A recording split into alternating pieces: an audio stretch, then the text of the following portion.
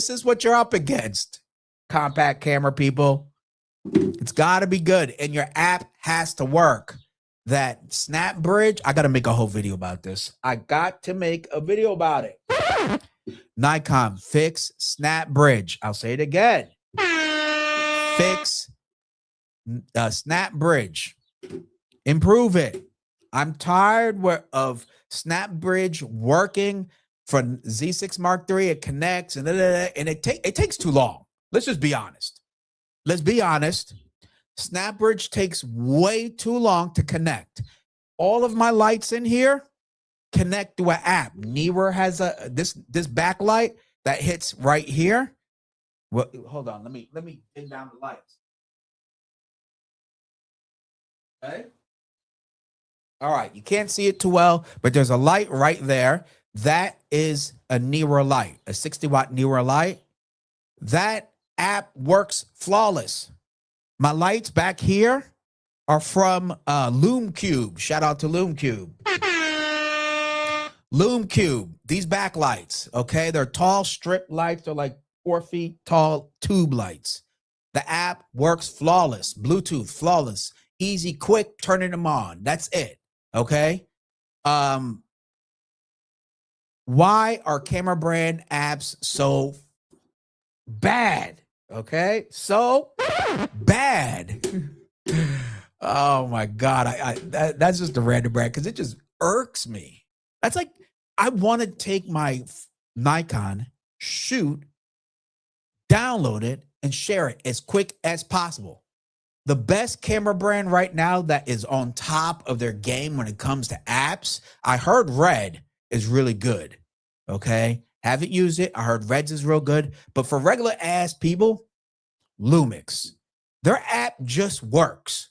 And they got like 4 apps. One for Micro Four Thirds. They got the Lumix whatever app. Here, I'll tell you all about it. And the Lumix Lab app, which is they keep improving, updating, improving.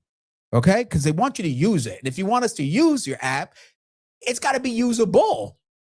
I mean, man, it just fucking annoys me so much. In 2026, we have to talk about to a tech company to improve your app. Okay? I'm tired. Fix it. Anyway, sorry about the rant, but you know it's true. If you shoot Nikon, you love shooting with Nikon as much as I do, or more than, you know how frustrating that SnapBridge app can be. The hard part is I remember how bad it was with the D850, D810. I didn't even use them when I had those cameras. Okay. And then it improved. That has gotten better. When it does work, it's great. But getting it to even connect is crazy work. My D850, I don't know what it is. I don't know. The Z6 Mark III connects better. But the D850, I'm like, what? A $4,000 camera should not have this much problem connecting to a stupid cell phone app. So, anywho, you know I'm feeling this. You know how I'm feeling. So go ahead and smash that like, okay? Smash that like. Craig says, I'm running with the Z6 III and 26, and 40 for my light daily carry. That's actually a great package. A package I use that's similar to that with the Z6 III is the Viltrox 28mm f4.5. That's a cool little pancake lens as well. Super compact. And what I like about it is it has a lot of vignetting, but it's really like, it's real interesting. So I like it. I use it specifically because of that. Great for street photography. It does have vignetting a little bit more than any other lens I have, but it's actually kind of cool. So, you know, I embrace the imperfection when I use that lens. And so very cool. I think you're spot on with that. A true compact setup would be cool too. Yeah. Imagine a fixed lens. You know, what was it? The Fuji X100V, or whatever that latest one, V or V6. That is a cool camera. I'm not gonna lie. I tried it out at WPPI. It's a fun camera. Nikon make a same version, you know, similar in terms of like what it gives us with its Nikon interiors, you know, the guts and software and whatnot, full frame. You know, I'm going to look at it, but it's got to be priced right. It's got to be priced right now. Don't mess with us. Can't be over two. Don't even go near 2,000. Don't do it. Make the EVF optional. That's fine. I'm not tripping about the EVF for a compact little camera if it delivers, right? Part of that delivery is that it has to work with the app flawlessly. That's a non-starter. It has to work with the app. A compact full frame, any compact fixed lens camera has got to work really well with the app. That's part of the user experience. It's not just taking the picture. All our cameras take a picture. This takes a picture. There's nothing special about a camera that takes a picture. It's got to be about what is my experience with that compact camera that makes me choose it over this. And what makes me choose it over my D850, Z6 Mark III, Lumix S5 Mark II, whatever the camera you got, okay? It's got to be more fun. And there's nothing like a fun killer than frustration of an app that doesn't work good with your camera, even though it's advertised to work with it. Let's see here. Oh, that lens cap lens, yeah, I like it. You know, let me see if I.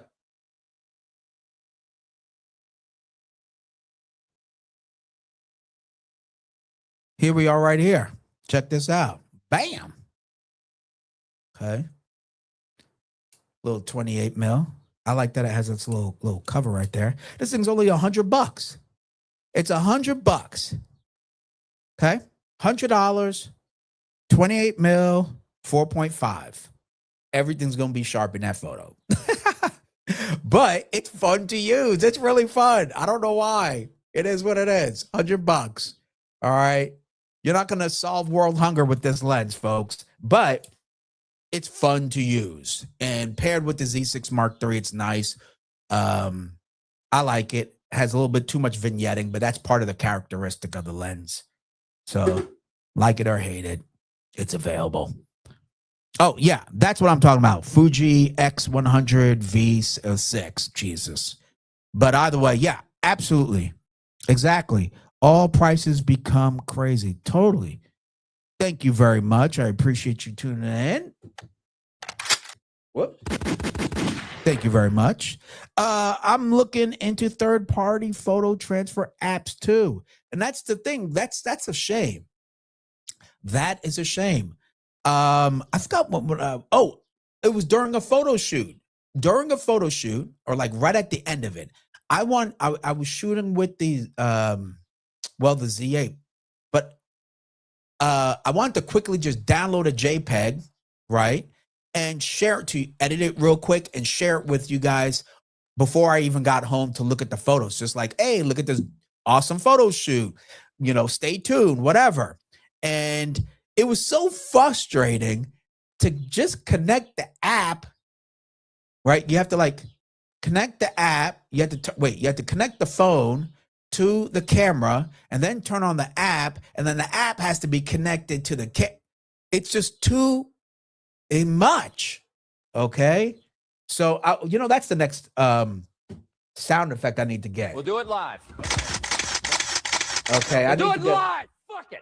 Here we go. We're doing it live. This is live, baby. Bing, bing, bong, bong, bing, bing. Yeah, sometimes I feel like that's how I feel when I'm trying to use some of your apps out there. Okay. If I'm lying, I'm dying. All right. Who's with me with this? Okay. You know, you feel like just like this. Bing, bing, bong, bong, bing, bing, bing. You know, when you're trying to use some of those stupid apps, there's no reason why they shouldn't work flawless in 2026. Okay, we're sitting here talking about AI, autofocus, all this jazz. I don't want to hear nothing about it if your app can't connect to your phone. To your camera. Shut up. You already know what I'm talking about. I mean, that's how I feel. I feel like that. I tried to connect. I was like, man, this is gonna be dope. There was so many great shots I took. I wanted to quickly just share it with all of you before I got home, or even during in the middle of the shoot, whatever the case. And I just couldn't connect the SnapBridge to my to my Z8. It was so frustrating. I kept, I'm telling you, this was it right here. Bing, bing, bong, bong, bing, bing, bing. And I said, I give up. I give up. Here's something. I'm on a tangent right now. I'm sorry. So I recorded my unboxing of this flash. Okay. Again, Godox did not sponsor me, which they did. They didn't know I bought it. I bought it because I wanted it. And I thought also sharing with you why I bought it could be helpful for some of you. So I bought the Godox 300 Pro. It delivered. Did an unboxing video, all that good stuff, showed you, size comparisons, compared it with the 8200. That video will drop on Saturday. But most importantly is that when I was, I decided, you know what? I got energy. I'm on a roll. Let me set up and update my self-portraits shooting with that light. So you can actually see some first reactions on like how the lighting was when taking some portraits. So I set up a canvas backdrop. Beautiful, man. I'm rocking and rolling. I said, what camera should I use? What camera should I use? Okay. Let me put this on. Okay. So I'm thinking to myself, what camera should I use to take my first self-portraits here in Michigan? Okay. I'm sitting there. Should I use a Lumix? Nikon Z8? Z6 Mark III? Oh, the choices I've had. Lumix S5 Mark II and a Lumix S5 Mark IIX. Which camera should I use? And with that said, I had to use a Lumix. Now, I'm not mad about using a Lumix for self-portraits or photos in general. It actually works really well. But I wanted to use my Nikon initially. I couldn't connect my phone to my Z8 in the SnapBridge. It took so long. I was just like, I'm done. So I actually connected my was it S5 Mark II with an old Godox trigger, not the X3, just so that I can power and frame and autofocus using my phone, wirelessly tethered to my camera. It worked out great. Zero issues, zero problems. Boom, bada bing. Actually had a great time. You'll see that in my video on Saturday. And I had to switch to Lumix because that app, not because of the camera, not quality or lens choice or anything. It was because of the app. I needed to use it wirelessly, autofocus, etc. And it just took too long. And when it did connect, it would disconnect. That is a big problem. Nikon, please fix SnapBridge.